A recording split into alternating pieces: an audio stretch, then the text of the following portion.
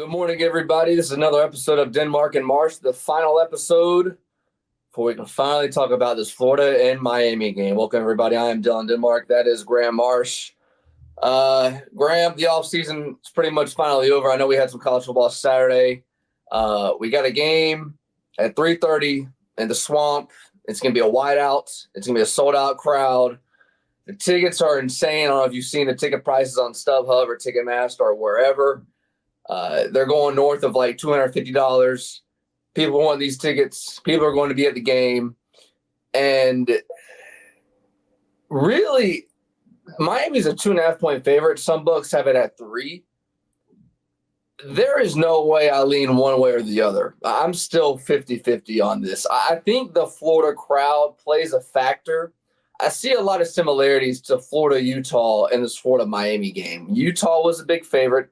Or not big favorite, but they were a favorite coming into Florida. And somehow that crowd played a factor the whole game.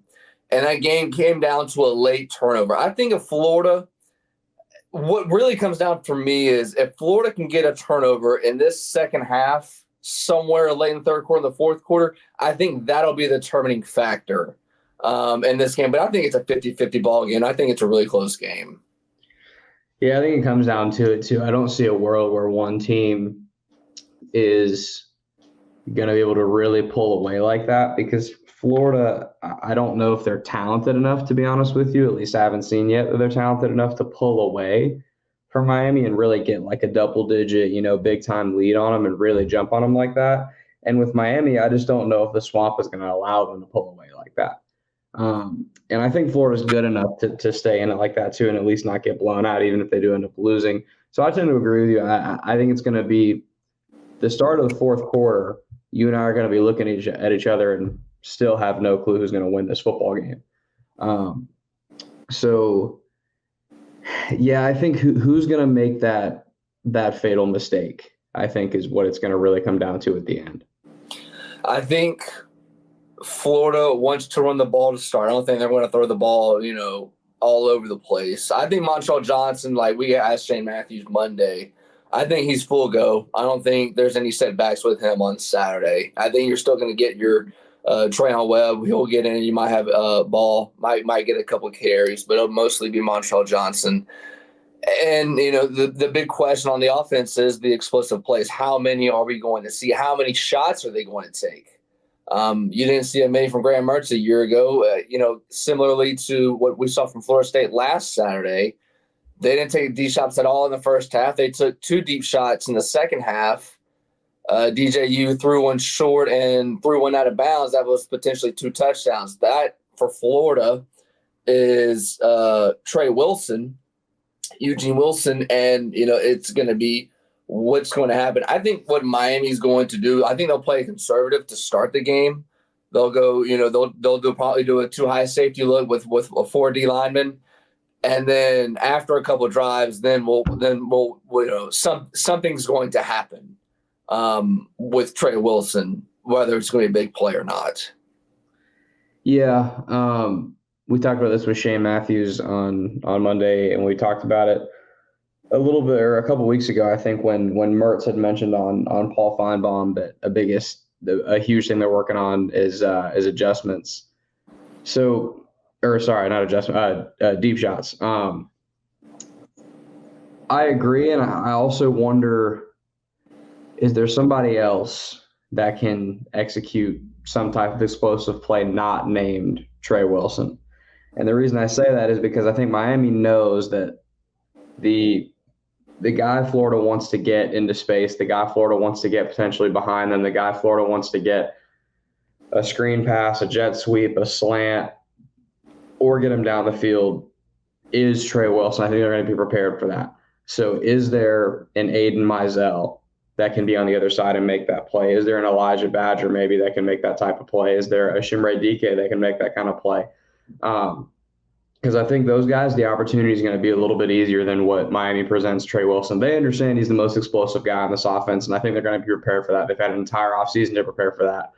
I think he's going to be bracketed. He's going to be watched out for the entire game. There's going to be eyes on him every single play, which I think opens up the door for some of these other guys.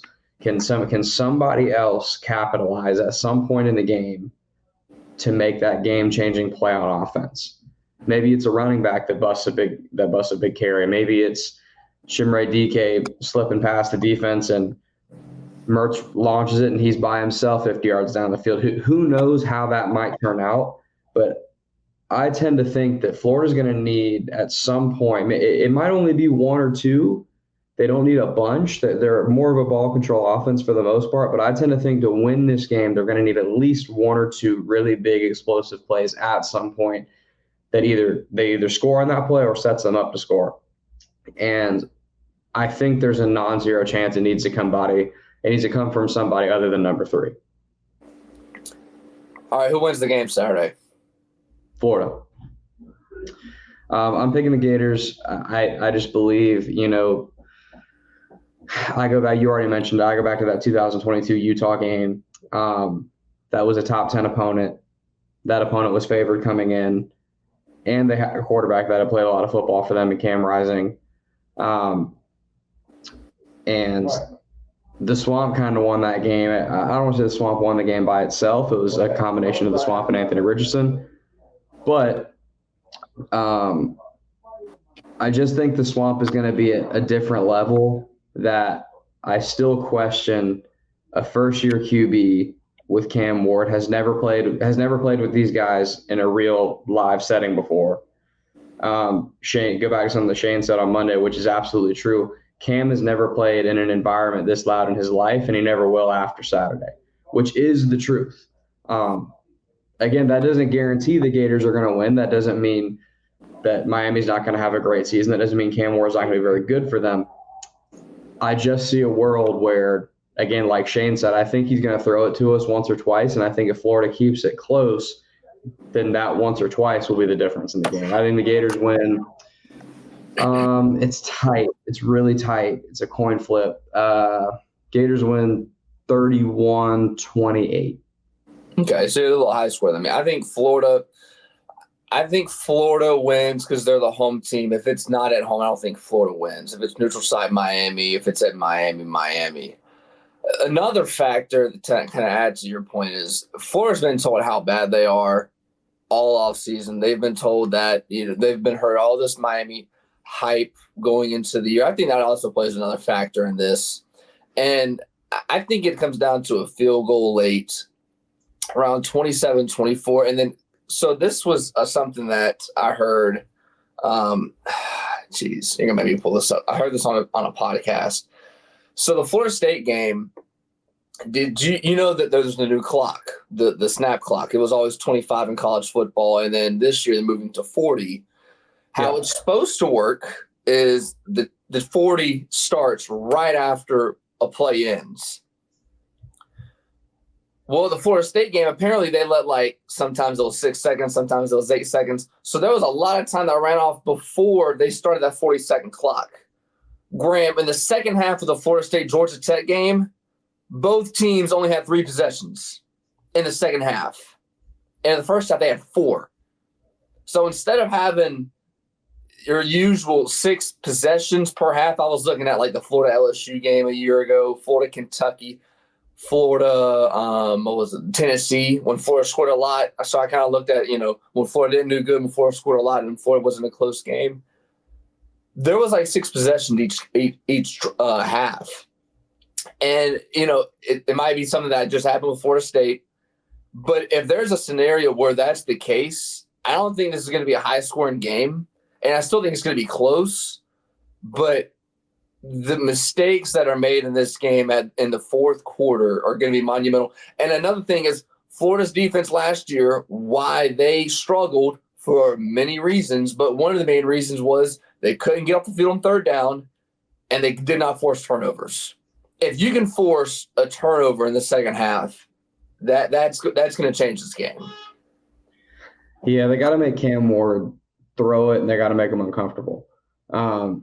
If Miami's running the ball down their throats, then they're not going to get that turnover because I think Miami's just going to be able to play ball control offense most of the game. That's the one world where I see Miami not just winning but pulling away is if Miami really gets that running game going, and they're getting 5, 6, 7 yards a carry and then busting one for 25, 30, 35 every so often, Florida is in a lot of trouble.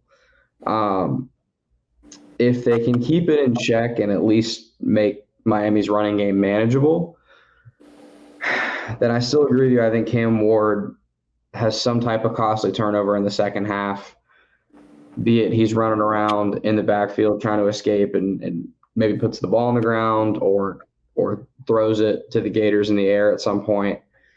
To the clock thing, like you mentioned, it's a factor for sure. I think Florida State and Georgia Tech had abnormally long drives throughout the entire game, I think. So I need a little bit bigger of a sample size, I think, with this weekend of college football, which we're obviously going to get a huge sample size throughout a bunch of different great games that we've got on tap to kind of see what true effect that has. I just think I agree with you that it definitely matters.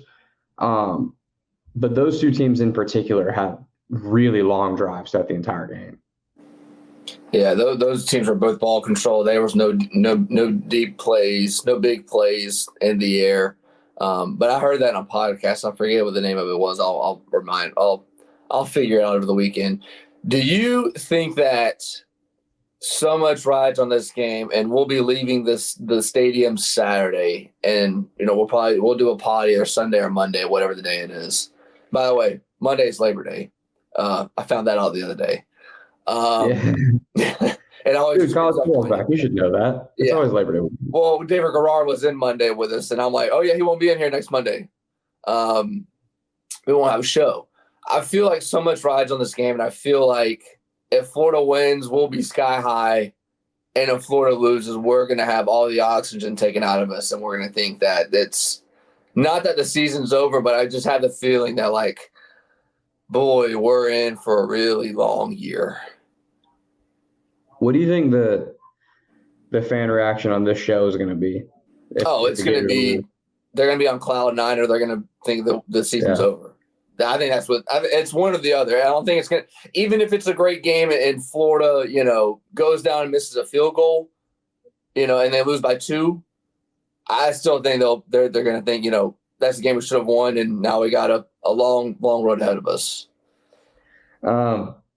Let me ask you a couple of questions that I was kind of thinking about, Dylan, on my drive in here before we started. Defensively, who do you want to see stand out for the Gators? Pup Howard. Because I think you and I have talked about in the last couple of weeks, last few weeks, we've talked about this defense holistically. I don't know that we've talked about specific individuals and who we want to see kind of show up. So, okay. I didn't mean to cut you off, but Pup Howard, go ahead. Pup Howard's one.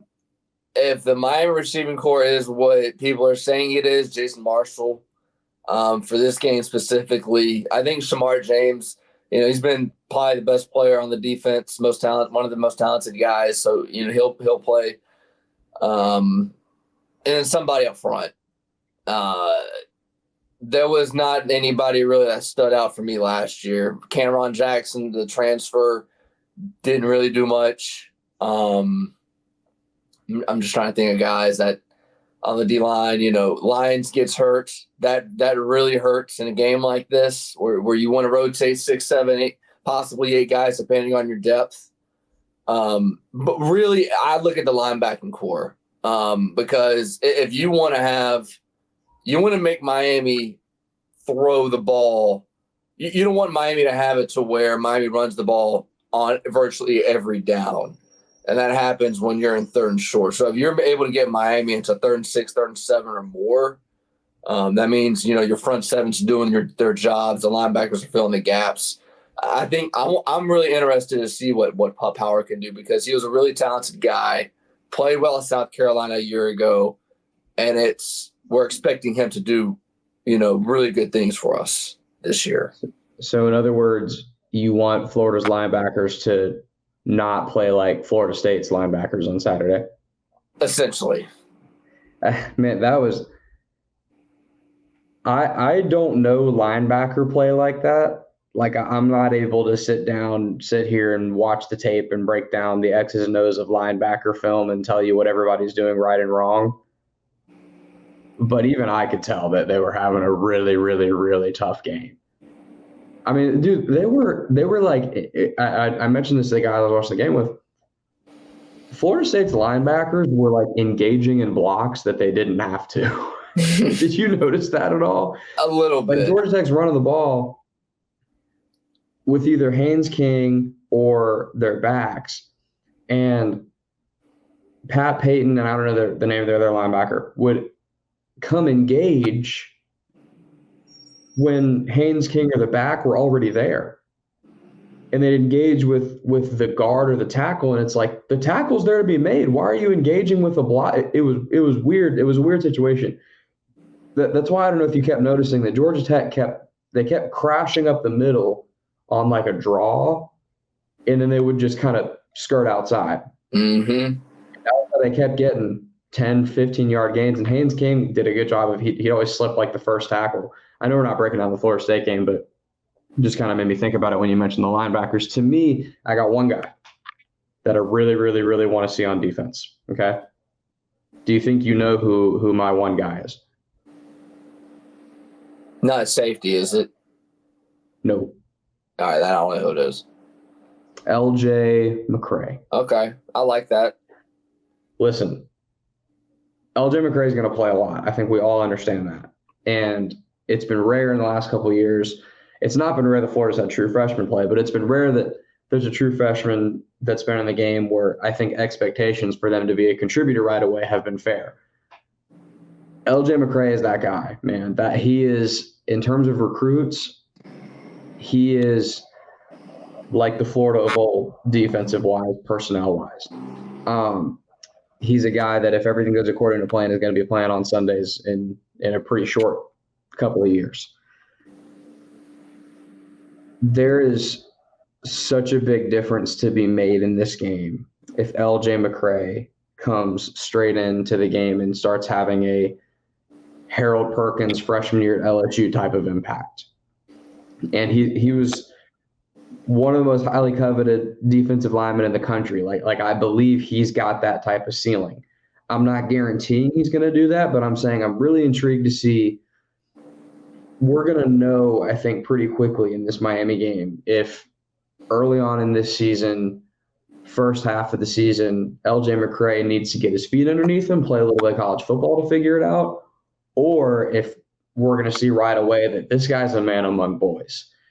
And if he is, that changes everything on their defensive line, in my opinion. Yeah, I agree with you. LJ McCray's got to be one of those dudes. I think what makes college football special is, for many reasons, and we're going to have so many good games this weekend and next weekend with all the new alignment, but there's just so much unknown. Like, nobody really in the media, and it's one thing to be good in practice. It's one thing to be good in training camp. It's a completely different ball game. Whenever the lights are on, you got 90,000 people on top of you, and you're playing somebody else. And that's where you have the LJ McCray, like you were talking about. You don't know. You don't know if he's going to go out there and pee on his leg, or you don't know if he's going to show up and perform to what, we all expect him to be. And, that could be, for a lot of guys. But yeah, I mean, like we saw Florida State, Georgia Tech, the game's going to be in the trenches. I know it's coaching cliche, and people always want to talk about people on the outside. It's an O-line, D-line game, and whoever wins the trenches in that department usually wins the ball game. Well, Miami has the edge there, I think, on both trenches right now. On paper, Miami's got a better offensive line and defensive line than the Gators. Agree or disagree? Agreed. I think Florida's offensive line is a little better than what some people expect. And I think the offense is better than what some people expect nationally. But, yeah, I'd give the edge to Miami. Okay, so I don't think you've picked yet. Did you pick? Yeah, I said Florida close. I think the home crowd plays a factor. But I mean, all offseason I thought Miami, and I think it's just because we get closer to the game. I just think that the crowd is going to play a factor. But I mean, either way, it won't surprise me if Miami wins. And then I think the sky is falling if Florida loses, according to the fan base. What you said a couple of guys. I know you said Pup Howard. Are there any DBs that you're really watching out for on defense? I'm just saying I'm sticking to defensive like personnel wise. I think we've talked a lot personnel wise about offense. I don't think we've talked as much about specific guys on defense so far. No, I want to see Jason Marshall get back to what he was a couple of years ago. He really didn't have a good year last year. I know a lot of it had to do with Corey Raymond. That's what people are going to blame it on. Have a new DB coach. The safeties. You have a new safety back there, transfer 6-year, Turner, and then you have Castle, who led the team in tackles. I don't want to see Castle making tackles again. I don't want to see him leading the team in tackles again. If Castle's leading the team in tackles, we're in for a long night. That's kind of why I picked the linebacker play in Pup and Shamar James. There's nobody really in particular that I'll be keying in on. Really, I guess if it's one, Jason Marshall, and see what the D-line can do, because Miami is expected to have the top transfer running back come into the program. So it goes up front. And if he has his way, it don't matter what the DBs do. But Jason Marshall, I think he'll get back to what he did 2 years ago when he was early in Florida, and get back to his ways. He's got to be more physical, man. That was the main thing that stuck out to me last year. Is he wasn't a very physical player. And it's not to say he's going to come and be a headhunting type of guy. As he's more of a CB1, lock you up, follow the best receiver type of player. But I got the sense that he got blocked a lot downfield on running plays when he had an opportunity to maybe shed a block and come up and stop some plays offensively earlier than maybe they should have been, maybe they were stopped. I'm curious about the other corner spot. Is it Bridges that's going to be the first starter right away? Is it Dijon Johnson? Is it Jakeem Jackson? I think we all kind of know Sharif Denson's going to be the nickel, but I'm a little bit curious that outside corner who's going to end up kind of taking over that spot, because I think they're going to give a couple of guys a shot and they're going to rotate in and out. Jason Marshall will probably be in the game for the most part, and I think the other side is going to rotate more often. And hopefully in a perfect world by, maybe not the Miami game, but by like game 3, game 4, game 5, someone has sort of separated themselves from the pack and gets the lion's share of the starting corner reps opposite Jason Marshall. And I'm a little bit curious who that is, because they've recruited corner very well the last couple of years. And they obviously got Bridges, Triquez, I believe is the correct way to pronounce his name, in the portal from Oregon. I believe Bridges will probably start the game because he's the most experienced guy, has played the most college football. But I'd be shocked if Jakeem Jackson and Dijon Johnson don't see some action in this game, and I'm just curious to see how they play. Yeah, Marshall might travel with the best receiver potentially, and they're going to rotate the other side. So I think that's what's going to happen. I'm excited. Graham, I got to roll. I think Florida wins a close one. I think it's close the whole way. We'll be there. I'm planning to get there about 11 o'clock.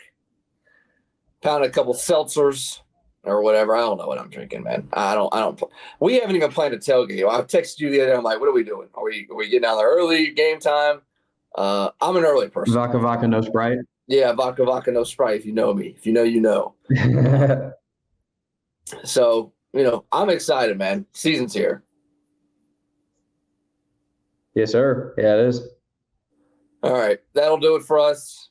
Enjoy the game. And hopefully we'll see y'all down there.